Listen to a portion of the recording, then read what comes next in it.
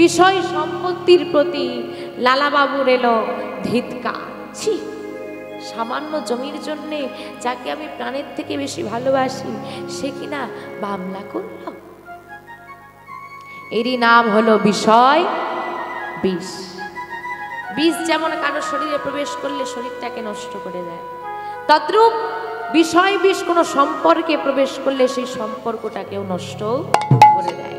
যদি কেউ বিষ পান করে যদিও বা তাকে বাঁচানো যায়, কিন্তু কোনো সম্পর্কে বিষয় বিষ প্রবেশ করলে সে সম্পর্ক আর বাঁচানো যাবে না। যে ভাই ভাইকে ছাড়া বাঁচত না, একসঙ্গে থাকা, একসঙ্গে খাওয়া, একসঙ্গে ঘুমোনো, সেই ভাই ভাই এখন হয়ে গেছে শত্রু, শুধু এই বিষয়ের কারণে। লালাবাবু এক বন্ধু আরেক বন্ধুকে ছাড়া থাকে না, একসঙ্গে খাওয়া, একসঙ্গে ঘুমোনো, একসঙ্গে থাকা, সেই বন্ধুই হয়ে গেল এবার শত্রু। তা মামলা যখন হয়েছে, মামলার তারিখ করলে যেতে তো হবেই। মামলার তারিখ করেছে, হাইকোর্টে গিয়েছে লালাবাবু। মন ভালো নেই, মামলায় যেতে হয়েছে, মেজাজ ভালো নেই। তা মন মেজাজ যদি ভালো না থাকে, শরীর কি আর ভালো থাকে? শরীরটাও আজ আর ভালো নেই, সারাদিন মামলায় যেতে হয়েছে। ফিরে আসছেন তিনি সন্ধ্যার বেলায়। আর এদিকে সন্ধ্যাবেলায় লালাবাবুর বাড়িতে একটা 7 বছরের মেয়ে, যার নাম সুমতি। সেই 7 বছরের কাজের মেয়েটা প্রতিদিনের মতো আজও লালাবাবুর ঘরটা পরিষ্কার করছে। আর লালাবাবু যে পালঙ্কটায় শয়ন করতেন, সেই পালঙ্কটা ছিল কিসের? সোনা। সম্পূর্ণ সোনার পালঙ্কে শয়ন করতেন। সেই সোনার পালঙ্কের ওপর নরম বিছানাটা পেতে দিচ্ছে সন্ধ্যার সময়। আর বলে কি, সন্ধ্যার সময় হচ্ছে ভজন সাধনের সময়। তাই সুমতি বদনে নাম গাইছে আর হাতে বাবুর ঘরটা পরিষ্কার করছে, কাজ করছে। বদনে গাইছে কৃষ্ণ নাম বলো ভাই, জনম বৃথা যায়, এই জনম দুদিন কাঁদে কৃষ্ণ নাম বলো ভাই, জনম বৃথা যায়, এই জনম দুদিন কাঁদে কৃষ্ণ নাম বলো ভাই, জনম বৃথা যায়, এই জনম দুদিন কাঁদে কৃষ্ণ নাম বলো ভাই, জনম বৃথা যায়, এই জনম দুদিন কাঁদে। এই জীবনটা কাগজের টুকরা, কাগজের টুকরা, এই জীবনটা কাগজ কা টুকরা, জীবন হয় কাগজ কা টুকরা। বাতাসে উড়ে যায়, জন্ম বৃথা যায়, এই জনম দুদিন কাঁদে কৃষ্ণ নাম বলো ভাই, জনম বৃথা যায়, এই জনম দুদিন কাঁদে। হরিবল হরিবল। এই যে এত সুন্দর হরিবা আসলে আমরা সবাই এসেছি, কত সুন্দর সবাই সেজে গুজে এসেছি। আর মহাজন বলি কিনা, এই জীবনটা কাগজের টুকরো। কাগজের টুকরোগুলো কোথায় পড়ে থাকতে দেখা যায়? রাস্তাঘাটে, যেখানে সেখানে। আমরা এত সুন্দর বাড়িতে থাকি আর আমরা হয়ে গেলাম কাগজের টুকরো, মানা যায়? আচ্ছা চিন্তা করে দেখেন তো, যে কাগজের টুকরোটা ওই রাস্তার ধারে পড়ে আছে, ওই কাগজের টুকরোটাও একদিন কত যত্নে ছিল, যেদিন সে দোকানে ছিল। দোকানদার যত্ন করে রাখে না কেন? খরিদ্দার এলে কিছু দিতে হবে তো। তা আপনি গিয়েছেন দোকানে 10 টাকা সর্ষের দানা, 10 টাকার লঙ্কার গুঁড়ো, 10 টাকার হলুদ গুঁড়ো ইত্যাদি ইত্যাদি চাও একটা কিনতে। আপনিও কিন্তু কেনার পর ওই কাগজটাকে যত্ন করে বাড়িতে নিয়ে আসেন কেন? ওর মধ্যে সর্ষের দানা আছে বলে। সর্ষের দানাটা শেষ হয়ে গেলে কি করবেন? ফেলে দেবেন। এই সংসারও তেমন। সর্ষের দানা যতদিন কাগজের টুকরোয় থাকবে, কাগজের যত্ন থাকবে। তদ্রূপ যতদিন এই সংসারে আপনি সর্ষের দানারও অর্থ দিতে পারবেন, বাবার অনেক যত্ন। 50 বছর যে বাবা সংসারটাকে বোঝার মতো কাঁধে করে বয়ে নিয়ে এলো, 50 বছর পর সেই বাবাই হয়ে গেছে সংসারের বোঝা। বুড়ো যে কবে মরবে, বুড়িটার মরণও হয় না, জ্বালাতেও ছাড়ে না। হ্যাঁ, তাই তো, এরই নাম সংসার। যতদিন মা সংসারে কাজ করতে পারবে, মায়ের যত্ন থাকবে, মাকে ভালোবাসবে, যতদিন বাবা অর্থ দিতে পারবে, বাবা ভালোবাসা পাবে, আর যেই না দিতে পারবে না, কাগজের টুকরের মতো অবস্থা। এদিক আর ওদিক, 1 মাস এই ছেলে আর 1 মাস ওই ছেলে। মাসের যদি 1 মাস পেরিয়ে গিয়ে 1 তারিখ হয়ে যায়, আর দেওয়া যাবে না একদিন। আর এই যে বাবা জীবনটা আমাদের, কাগজের টুকরোটা আজকে এখানে পড়ে আছে, বাতাস লাগলে কাল ওইখানে চলে যাবে, আর জোরে বাতাস লাগলে বাউন্ডারির বাইরে। আচ্ছা, আমরা সবাই মিলে এক জায়গায় রয়েছি, একত্রিত হই, কাল আমরা কে কোথায় থাকবো, আদেও থাকবো কিনা তার কোনো নিশ্চয়তা নেই। গোবিন্দের ডাক আসলে সব ছেড়ে দিয়ে চলে যেতে হবে। তাই বলছে, এই জীবনটা কাগজের টুকরা, কাগজের টুকরা, এই জীবনে কাগজ কা টুকরা, জীবনে কাগজ কা টুকরা। বাতাসে উড়ে যায়, জনম বৃথা যায়, এই জনম দুদিন কাটিস। নাম বলো ভাই, জনম বৃথা যায়, এ জনম দুদিন কার। কৃষ্ণ নাম বলো ভাই, জন্ম বৃথা যায়, এই জন্ম তাই গৌর হরি হরি বল। জনম বৃথা যায়, এ জনম দুদিন কার। বলো ভাই, জন্ম বৃথা যায়। এ জনম দুদিন কার। তো সুমতি সুন্দর করে বিছানাটা যখন পেতে দিচ্ছে, হঠাৎ তার মনে হলো যে আমি প্রতিদিন এই সোনার পালঙ্কের ওপর নরম বিছানাটা পেতে দিই, কিন্তু কোনোদিন আর নিজের শোয়ার ভাগ্যটা হয়। তা বাবু তো আজকে বাড়িতে নেই, আর আশেপাশে কোনো প্রহরীকেও দেখা যাচ্ছে না। তা একটা কাজ করি, একটু শুয়ে দেখি কেমন লাগে। হ্যাঁ, বাবুর তো খুব আরামই হয়, তা একদিন একটুখানির জন্য আমিও তো শুয়ে দেখি। এই বলে ওই নরম বিছানাটার উপর সুমতি একটু শয়ন করেছে। যেই না শয়ন করেছে, কি হবে? হ্যাঁ, সারাদিন পরিশ্রম করেছে, বাচ্চা মেয়ে তো, নরম বিছানাটা পাওয়া মাত্র ঘুমিয়ে পড়েছে। আর ভগবানের লীলা দেখুন, যেই না ঘুমিয়েছে লালাবাবু এসে হাজির হয়ে। আর লালাবাবুর দশাটা কিরকম, মেজাজ ভালো নেই, মন ভালো নেই, শরীর ভালো। তিনি ভাবছেন একটু বিশ্রাম নেব, আর বিশ্রাম নিতে গিয়ে নিজ কক্ষে প্রবেশ করতে গিয়ে দেখছে দাসী তার সোনার পালঙ্কে ঘুমোচ্ছে। আচ্ছা, কারো মাথা ঠিক থাকে? চিৎকার করে লালাবাবু বলে উঠলেন, এত বড় স্পর্ধা তোর, দাসী হয়ে মালিকের বিছানায় ঘুমোস?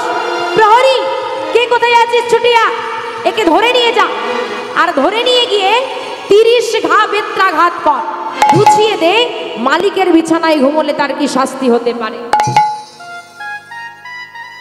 সুমতির শাস্তি ঘোষণা হলো। কি শাস্তি? 30 ঘা বেত্রাঘাত। ওমা, ওই 7 বছরের মেয়েটাকে 30 ঘা বেত্রাঘাত করলে মেয়েটা আর বাঁচবে?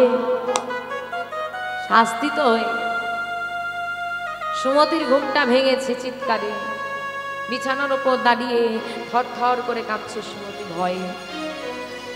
আর কাঁপতে কাঁপতে একবার হাসছে আর একবার কাঁদছে। এত বড় স্পর্ধা তো, তুই হাসছিস কাঁদছিস, তার মানে তুই আমার সঙ্গে রসিকতা করছিস, মজা করছিস। আমি মজা করছি না বাবু। মজা করছিস না? মজা যদি না করিস বল, বল তুই হাসলি কেন? বল তুই হাসলি কেন? আমাকে দেখে তোর হাসি পাচ্ছে না? বাবু, তোমায় দেখে হাসি পাচ্ছে না, তাহলে তুই হাসলি কেন? বাবু, আপনি তো আমার মালিক, আর আমি আপনার দাসী, আর দাসী হয়ে মালিকের বিছানায় ঘুমানোটা তো অপরাধ, তাই না? আমি তো অপরাধ করেছি, আর সবার অপরাধের শাস্তি কিন্তু তৈরি আছে। সবার অপরাধের শাস্তি তৈরি আছে, চিন্তা করো না, হিসেব এদিক ওদিক হবে না। তা আমি অপরাধ করলাম আর সঙ্গে সঙ্গে শাস্তিটাও পেয়ে গেলাম, এটা ভেবেই আমি হাসছি। এটা ভেবেই যদি তুই হেসে থাকিস, তাহলে তুই বল তুই কাঁদলি কেন? হাসলি কেন হলো? তাহলে তুই কাঁদলি কেন? বল তুই কাঁদলি কেন? কাঁদলি কেন?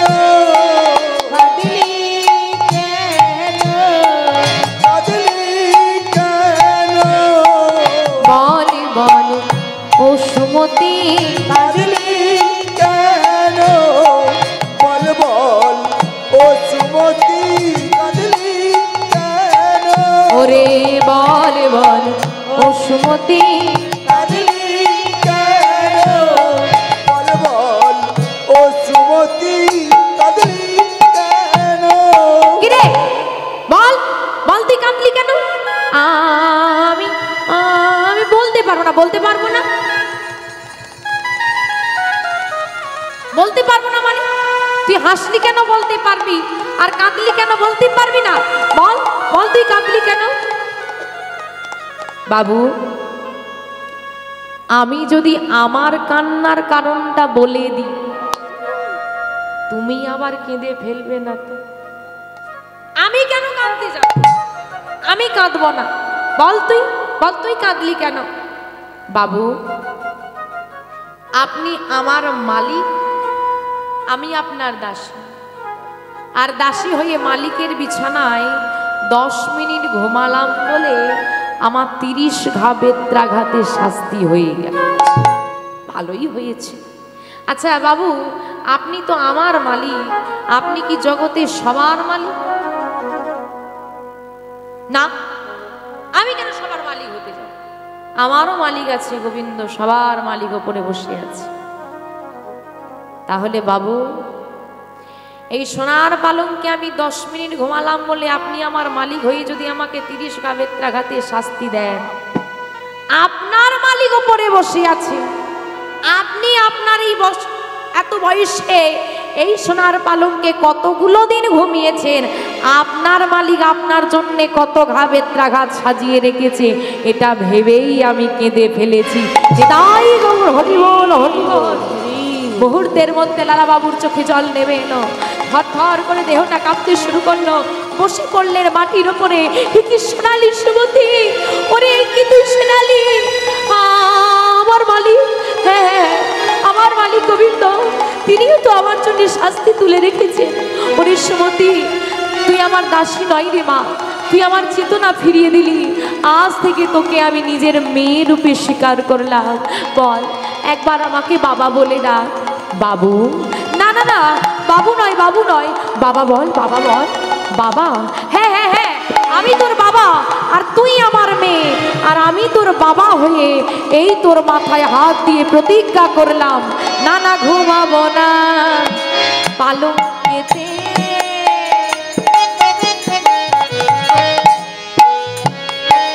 আমি এই করিলাম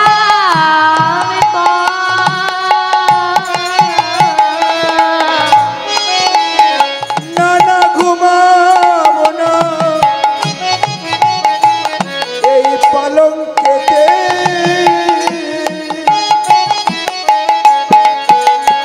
আমি এই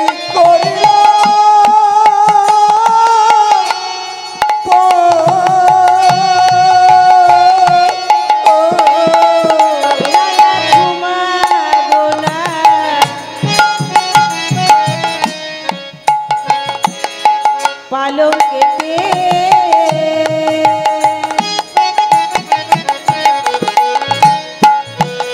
আমি এই করিলাম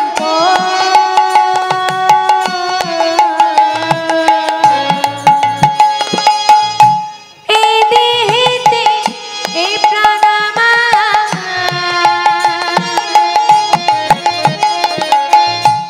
থাকবে যতক্ষণ,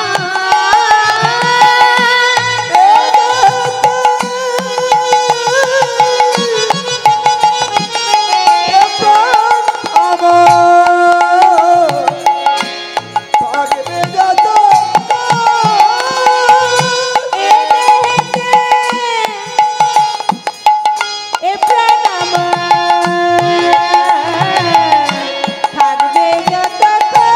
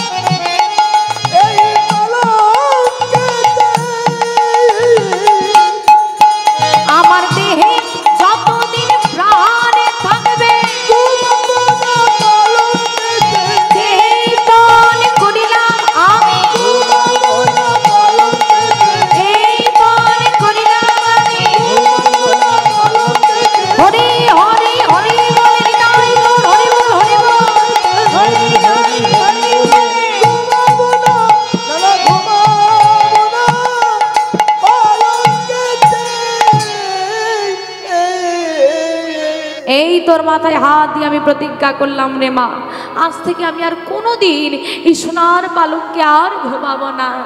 তোর মতো আমি ওই মাটিতে ঘুমাবো রে মা, আমি মাটিতেই ঘুমাবো।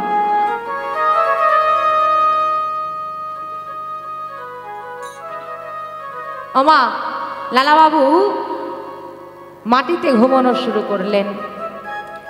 দিন দিন এতটাই উদাস হয়ে গেলেন লালাবাবু যে যিনি আর জমিদারির কোনো কাজই করেন না। একদিন স্ত্রী কি করেছে, লালাবাবুকে ধরে বলছে, হ্যাঁ গো কি হয়েছে তোমার, সারাদিন এমন উদাস হয়ে থাকলে হবে?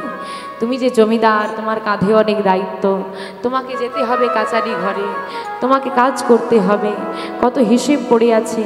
যাও যাও যাও, আমি কি বলি শোনো, তুমি কাচারি ঘরে যাও, তুমি কাচারি ঘরে গিয়ে কাজ নিয়ে ব্যস্ত থাকো, দেখবে আস্তে আস্তে সব ঠিক হয়ে যাবে। তাই স্ত্রীর তাড়নায়, সংসারের তাড়নায় লালাবাবুর যাওয়ার ইচ্ছে নেই, তবুও তিনি চলেছেন আজকে কাচারি ঘরে। প্রহরীদেরকে বললেন, আজকে আমি আর পালকিতে যাব না, হাঁটতে হাঁটতে যাব। তাই হাঁটতে হাঁটতে লালাবাবু প্রহরীদেরকে নিয়ে এসেছেন কাচারি ঘরে। কাচারি ঘরে এসে হিসেবপত্র নিয়ে বসলেন, কিন্তু কিছুতেই হলো না। হিসেব করে কি হবে, কত জায়গা জমি আছে, এখন তার একটা হিসেবপত্র রাখতে হবে না। 3.5 হাত জমিটাই হবে সার, বাকিটা আর কেউ দেবে না। হ্যাঁ, আর ওদিকে যদি দেহটা দাও দাও করে আগুনে জ্বলে, তাহলে 1 টাকার একটা দেশলাই কাঠি হলেই চলবে, আর কিছু লাগবে না।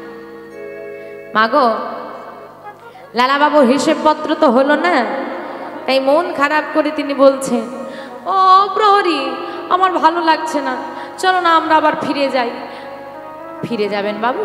হ্যাঁ চলো ফিরে যাই। লালাবাবু কি করলেন, প্রহরীদেরকে নিয়ে আবার ফিরে আসছেন।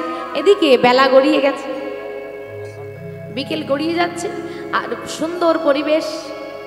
হ্যাঁ, হাঁটতে হাঁটতে তিনি আসছেন। এমন সময় পথের ধারে রজক কন্যা, রজক কাদেরকে বলা হয় বাবা? ধোপা। ধোপাদের একটা মেয়ে, 5 বছর বয়স, মিষ্টি দেখতে, আর সে তার মিষ্টি কণ্ঠস্বরে তার বাবাকে ডাকাডাকি করছে, বাবা, ও বাবা, বাবা,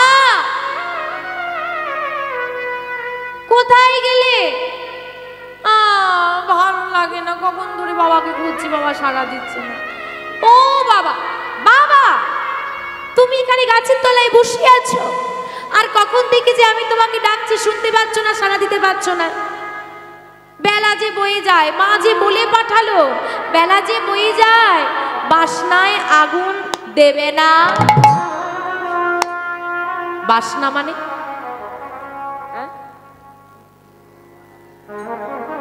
হ্যাঁ, কলা গাছের পাতা ঠিক নয় মা, কলা গাছের যে খসাটা, যেটা ছেড়ে ছেড়ে পড়ে যায় শুকনো হয়ে হয়ে না, ওই কলা গাছের পেটিটাকে বলা হচ্ছে বাসনা। এখন আমরা ঘরে জামা কাপড় পরিষ্কার করে নিই, তো জামা কাপড় পরিষ্কার করলে কি দিয়ে করি? সার্ফ, সাবান ইত্যাদি ব্যবহার করি। তখনকার দিনে তো ছিল না, আজ থেকে 250 বছর আগে। ওই কলা গাছের পেটিটাকে নিয়ে এসে শুকনো করে, পুড়িয়ে, ছাই করে, ওই ছাইটা দিয়ে জামা কাপড় পরিষ্কার করা হতো। ধোপাদের কাজ কি? জামা কাপড় পরিষ্কার করা। তাই বাবাকে বলছে যে বাসনায় আগুন দাও, ছাইটা হলে তুমি জামা কাপড়টা পরিষ্কার হবে, এটা হচ্ছে মূল ভাব। তাই বলছে, বাবা বেলা যে বয়ে যায়, বাসনায় আগুন দেবে না, যার যেমন ভাব তার তেমন, যার যেমন ভাব থাকবে তার সেরকম লাভ হবে। কিরকম? এই যে আজকে এখানে মহতি হরিবাসন, হ্যাঁ, কীর্তন হচ্ছে, তো কেউ কেউ ভাবছে যাই একটু কীর্তন শুনে আসি, আবার কেউ ভাবছে মেয়েটাকে ফোনে দেখেছি, একবার সামনে থেকে দেখে আসি। ওই যে কিছুজন আসছে, একটু করে উঁকি মারছে, দেখছি আর চলে যাচ্ছে না, কীর্তন দেখা। আবার কেউ কেউ ভাবছে চপ্পলটা ছিঁড়ে গেছে, কিনবো, ওখানে কীর্তন হচ্ছে, যাই যদি পাল্টে নেওয়া যায়। হয় না? তাহলে যার যেমন ভাব থাকবে তার সেরকম লাভ হবে। হরি বল, হরি বল। তো বাবা, এইদিকে কথাটা হচ্ছে বেলা যে বয়ে যায় বাসনায় আগুন দেবে না। লালাবাবু শুনলেন বেলা যে বয়ে যায় বাসনায় আগুন দেবে না। বয়স তো হলো, আর কবে? এখনো গাড়ি আমার, বাড়ি আমার, ছেলে আমার, মেয়ে আমার। যদি সারা জীবন বললে সংসার আমার, বলবে কবে হে গোবিন্দ তুমি আমার, হে গোবিন্দ তুমি আমার বলারও তো সময়ের প্রয়োজন আছে। তাকিয়ে দেখো বেলা বয়ে যা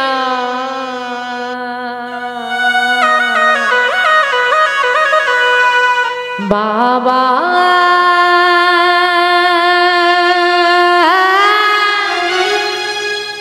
বেলা বয়ে যা।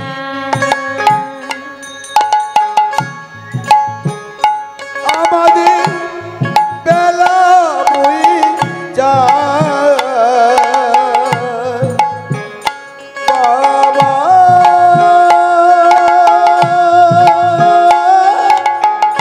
বেলা বয়ে যায় বেলা বয়ে যায় বাবা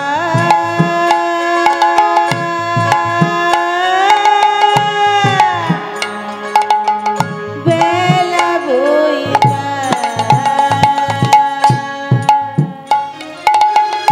যে দেখো গগন পানে গো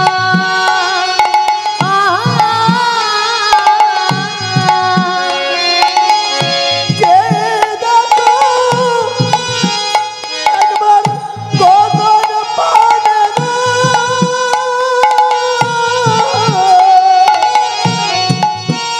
একবার যে দেখো বদন পানে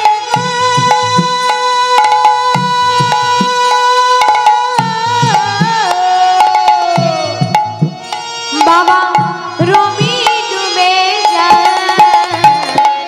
বেলা বয়ে যায় নিতাই গৌরী সদানন্দ বানন্দে হরি বেলা বয়ে যায় বেলা বয়ে যায় আমাদের বেলা বয়ে যায় ওরা বেলা বয়ে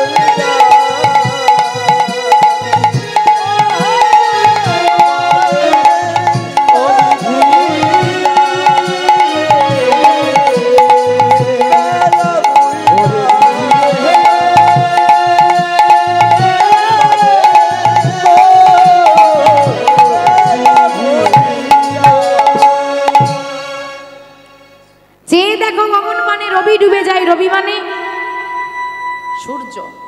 সূর্যটা ডুবে যাচ্ছে। কোন সূর্য? আমাদের আয়ু সূর্য ধীরে ধীরে ডুবছে। যেদিন সম্পূর্ণ ডুবে গিয়ে অন্ধকার নেমে আসবে সেদিন চাইলেও আমরা আর কিছুই করতে পারবো না। হ্যাঁ, তাই মনে রাখবে আমরা আজ আছি কাল নাও থাকতে পারি। এই দেহটার কোনো দাম নেই। সবাইকে বিশ্বাস করবে, বিশ্বাস করবে না কেবল নিজের নিঃশ্বাসকে। ও এই আছে, এই নেই। এই খাঁচার ভেতর, খাঁচা কোনটা? দেহটা, পাখি আত্মা। এই দেখুন খাঁচার ভেতরে পাখিটা বসে আছে। বাবা কি সুন্দর খাঁচাটাকে পরিষ্কার করে ওখানে সাজিয়ে রেখেছে। তা পাখিটা যদি উড়ে চলে যায় খাঁচাটার কি হবে? ও কোন কোণে গিয়ে পড়ে থাকবে কোনো ঠিক নেই, কেউ যত্ন নেবে না। এই দেহ থেকে যদি পাখিটা উড়ে যায়, বাঁশের খচা দিয়ে দিয়ে বাড়ি মেরে মেরে দেহটাকে পড়াবে, এরও কোনো যত্ন আর থাকবে না। তাই বলছে এই খাঁচার ভিতর আছি পাখি কেমনে আসে যায়। এই খাঁচার ভেতর অচিন পাখি কেমনে আসে যায় খাঁচার ভেতর অচিন পাখি কেমনে আসে যায়। মন তোর খাঁচার ভেতর অচিন পাখি কেমনে আসে যায় তারে ধরিতে পারলে মন মেরি, ধরতে পারলে মন মেরি তারে ধরতে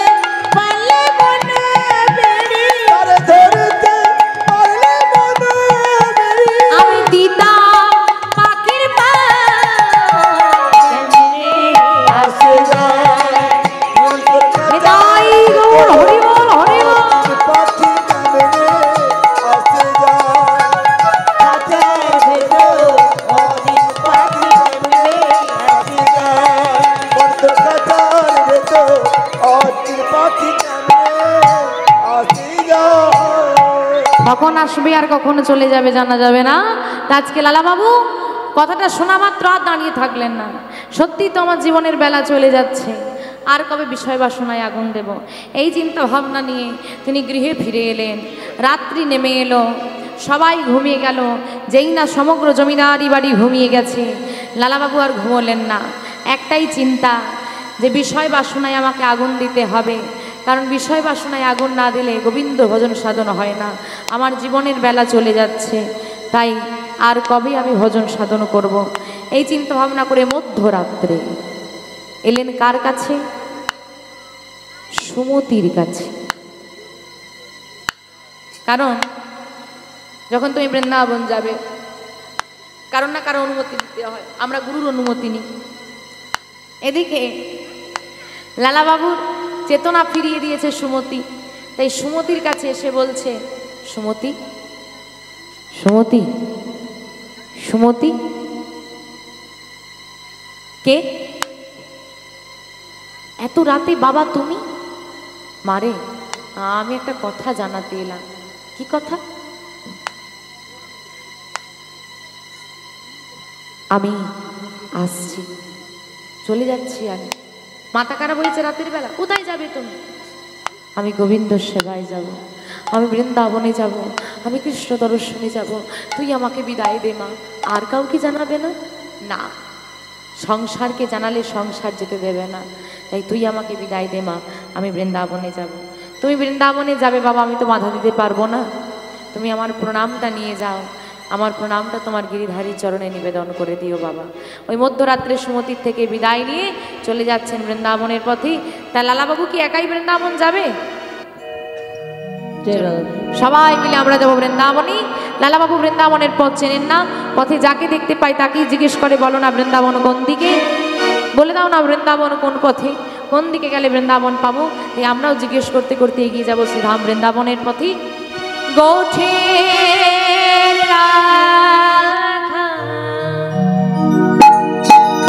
একটু উলুধ্বনি, উলুধ্বনি, উলুধ্বনি বলে দে না,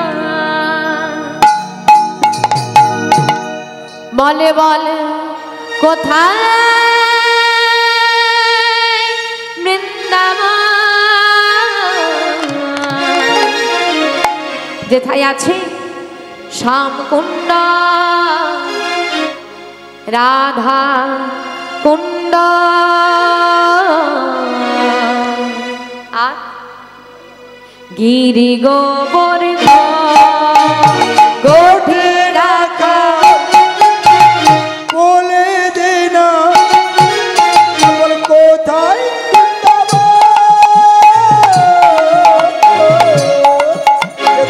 শ্যামকুণ্ড রাধা কুণ্ড গিরি গোবর্ধন। গোঠে রাখা বলে দে না, কোথায় বৃন্দাবন, শ্যামকুণ্ড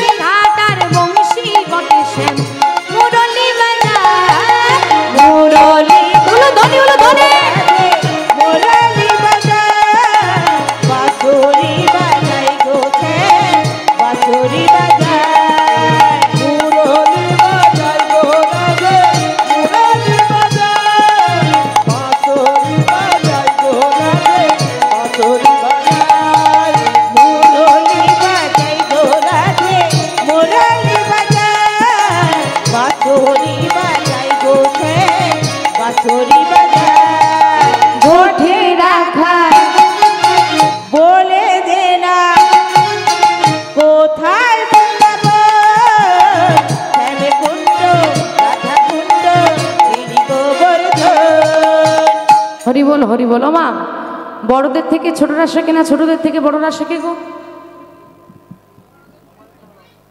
বড়দের থেকে ছোটরা শেখে। এখানে ওটা ওটা ব্যতিক্রমী। বেশিরভাগ সাধারণত যেটা হয় বড়দের থেকে ছোটরা শেখে। তাই এখানে ঠাম্মারা, দাদুরা, মায়েরা, বাবারা সবাই বড়, আমি ছোট। তো বড়দের থেকে ছোটরা শেখে। বড়রা যদি বসে বসে এইরকম করে, আমি কি করব? এখন আমার কোনো অসুবিধে নেই, হ্যাঁ, আমার কোনো অসুবিধে নেই। প্রতিদিন চলছে তো। দেখো, যদি আমাকে কেউ বলে তুমি দাঁড়িয়ে দাঁড়িয়ে শুধু এইরকম করো, তাহলেই হবে, আমার থেকে বেশি খুশি আর কেউ হবে না। সব দোকানে বিক্রি না হলে লস হয়, একটা দোকানে বিক্রি না হলে লাভ হয়। কোন দোকান? রেশন দোকান। ওই দোকানটা আমাদের। যত কম মানুষ নেবে তত আমাদের লাভ আছে। হরিবল হরিবল। ও মা, কষ্ট কম করতে হবে, তাই তো? এবার তোমরা দেখো, তোমরা কি করবে? যদি সবাই মিলে বাহু তুলে উলুধ্বনি দেয়, তাহলে আমাদেরও উঠবে। তাহলে আমরা তো দাঁড়িয়ে দাঁড়িয়ে আছি। এই তো গোঠে রাখাল বলে কোথায় বৃন্দাবন, শ্যামকুণ্ড, রাধাকুণ্ড, গিরিগোবর্ধন। হরিবল হরিবল।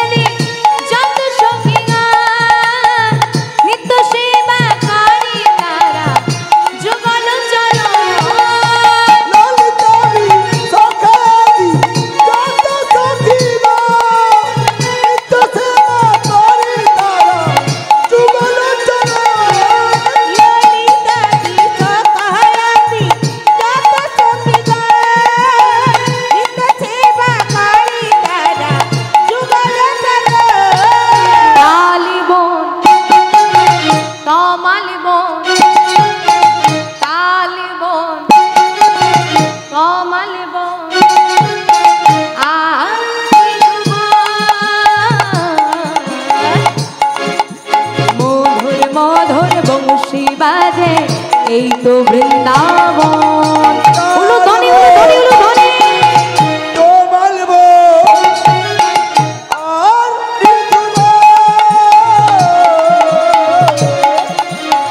মধুর মধুর বংশীবাজে এই তো বৃন্দাবন।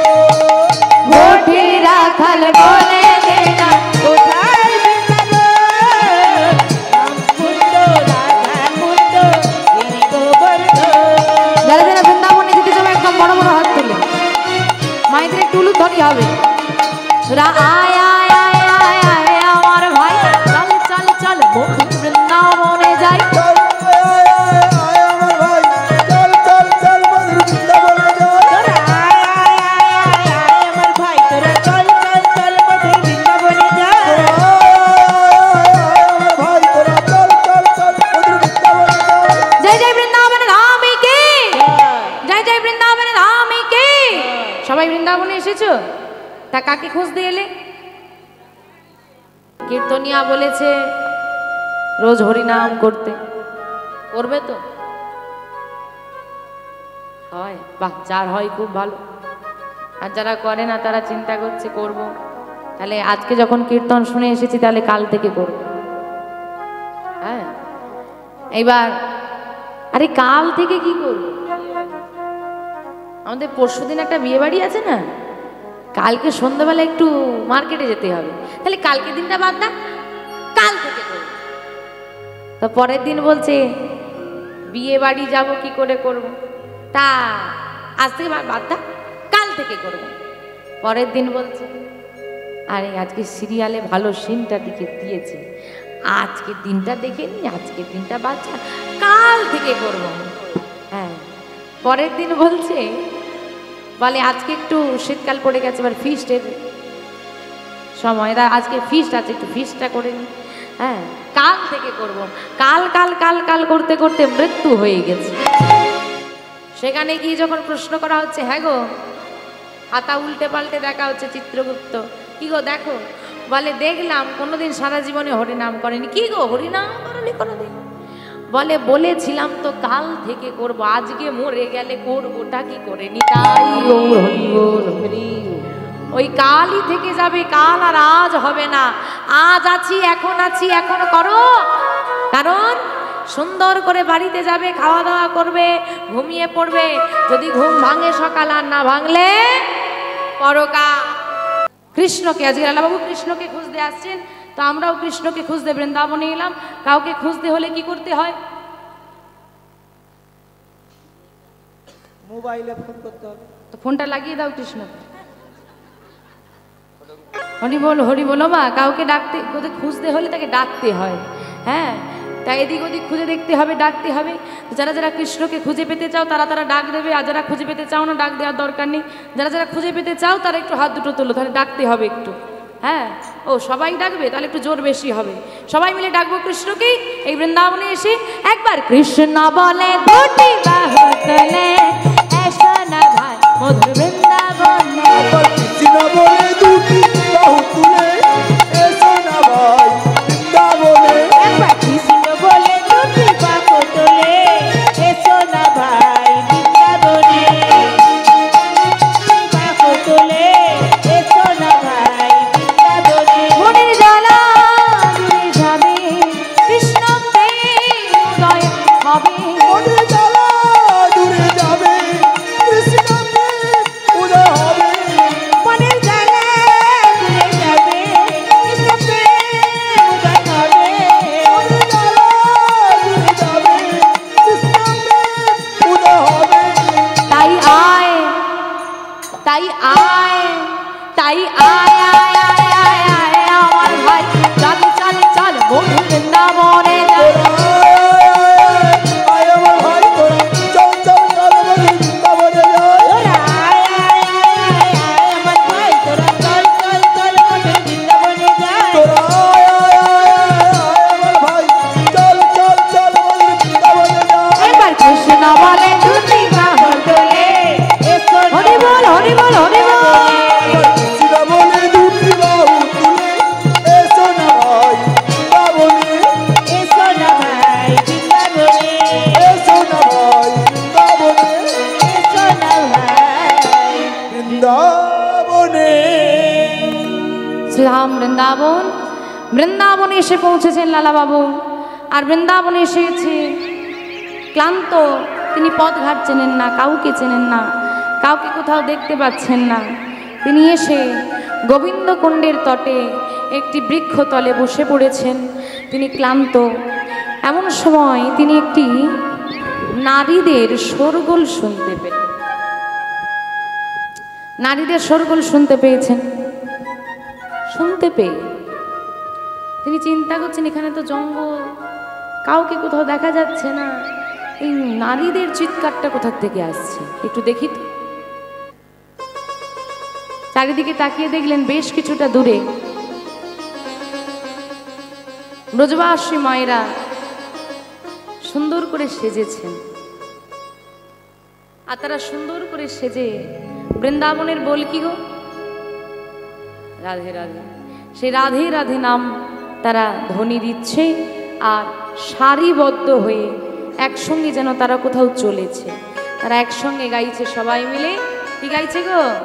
আর তোমরাও তো বৃন্দাবনে এলে, আর বৃন্দাবনের বল তো বলতেই হবে, সবাই বলবে তো। রাধে রাধে রাধে রাধে রাধে রাধে বল,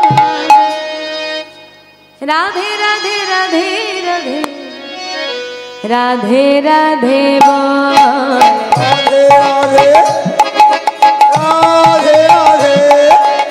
রাধে রাধে রাধে রাধে রাধে রাধে রাধে রাধে বল।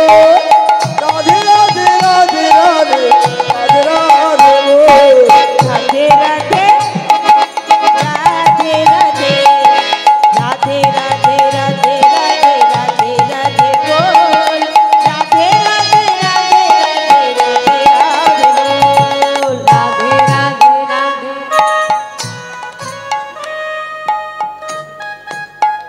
সবার বন্ধ ছিল, কেউ বলছিল না। যা আমি বন্ধ করে দিয়েছি তাড়াতাড়ি শুরু করতে গিয়ে একদিকে সে আর একদিকে ও আর একদিকে ধরে ফেলেছে। সবাই মিলে গাইতে হবে, দেখি হাতগুলো তোলো, আমার সঙ্গে সবাই গাইবে। রাধে রাধে রাধে রাধে রাধে রাধে বল,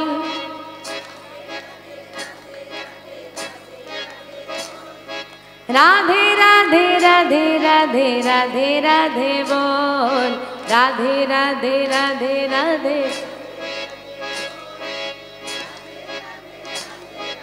রাধে রাধে রাধে রাধে রাধে রাধে রাধে রাধে রাধে রাধে বল, রাধে রাধে রাধে রাধে রাধে রাধে বল।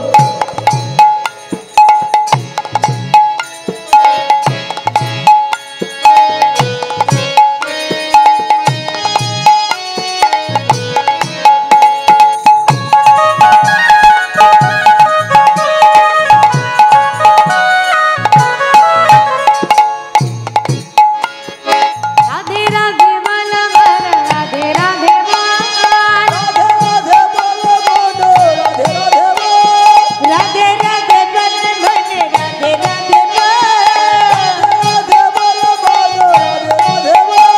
রাধে রাধে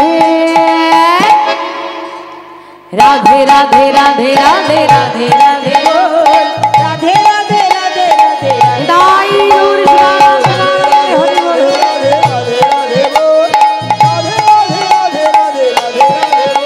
রাধে রাধে রাধে রাধে রাধে রাধে বল, রাধে রাধে রাধে রাধে রাধে রাধে বল, রাধে রাধে রাধে রাধে রাধে বল।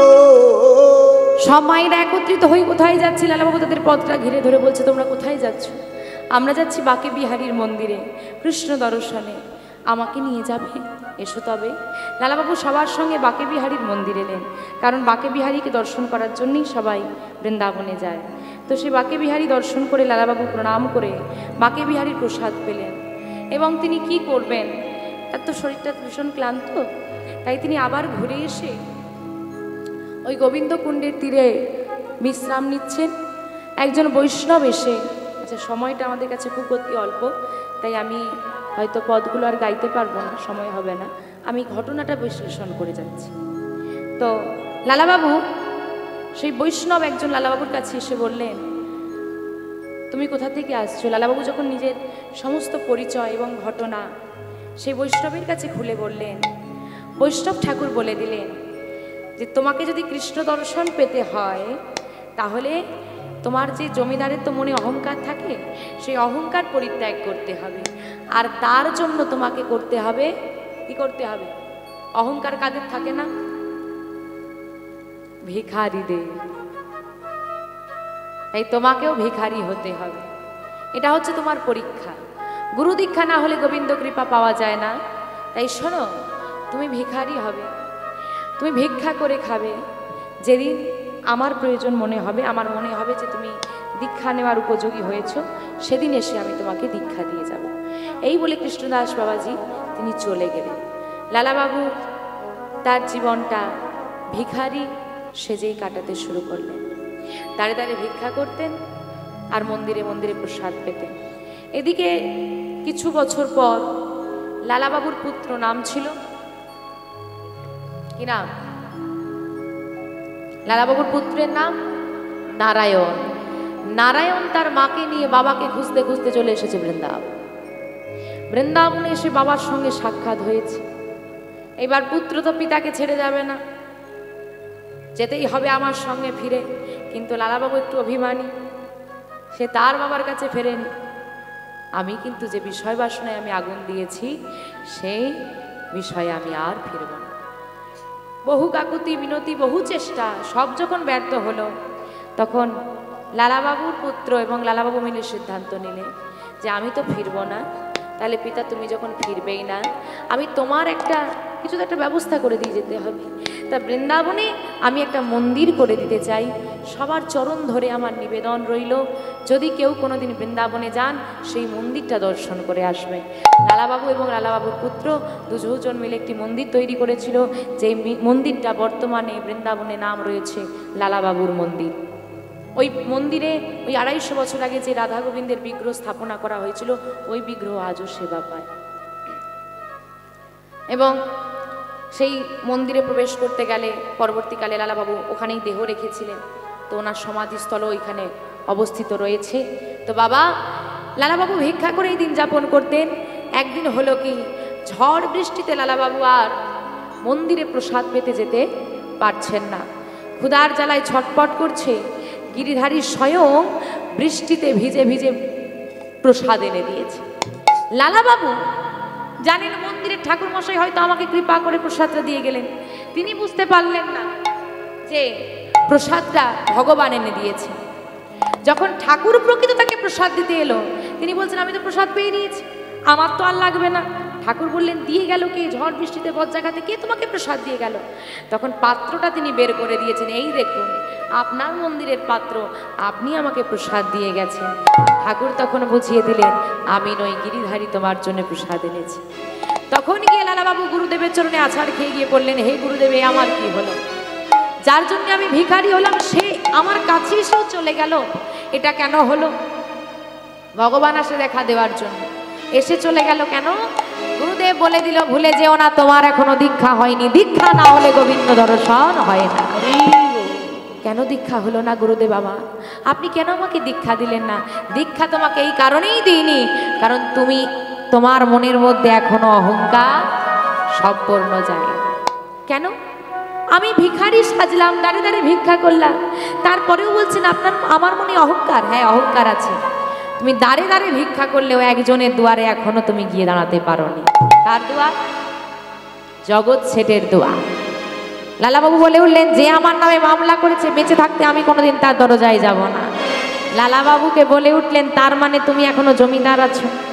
তুমি তো ভিখারি হয়ে গেছো, ভিখারি জমিয়ে এলো কোথা থেকে যে মামলা হোক, তার মানে সেই মামলা তুমি মনের মধ্যে করে বহন করে আনছো, আজও তোমার মনের মধ্যে জমিদারি আছে। জগৎ শেঠের দুয়ারে ভিক্ষা না করলে তোমার দীক্ষা হবে না, যতদিন না দীক্ষা হবে ততদিন গোবিন্দ দর্শন হবে না।